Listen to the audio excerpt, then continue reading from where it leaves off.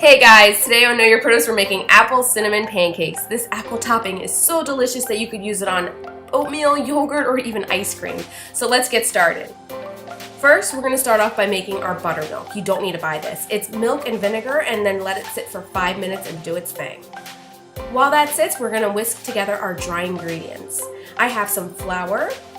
Also, I'm going to add in some cinnamon, baking powder, and salt. And I'm just going to lightly whisk this together.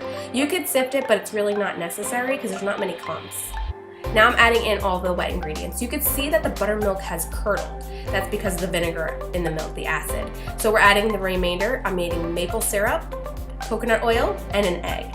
Now we're going to mix this together just until combined because we don't want to overwork the gluten.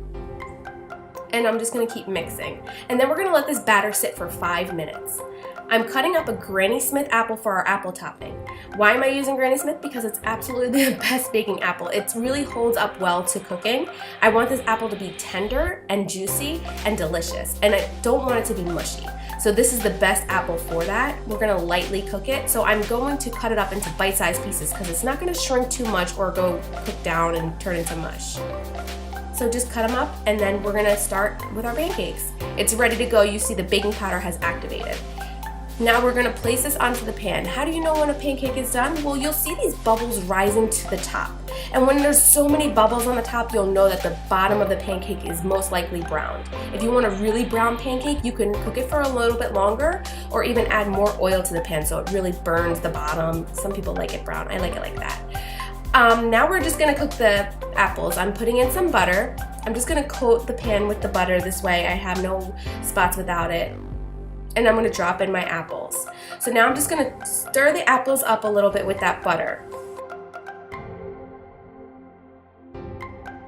Are ready for seasonings. I'm using brown sugar and cinnamon. You don't have to use brown sugar since we're using maple syrup, but I want that molasses taste.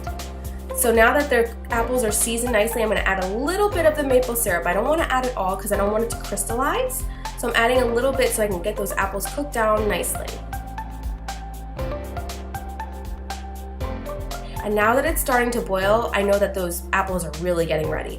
So I'm adding in the remainder of the maple syrup and I'm going to bring it up to a boil just because I really want that syrup hot. I don't want a cold syrup going over our pancakes.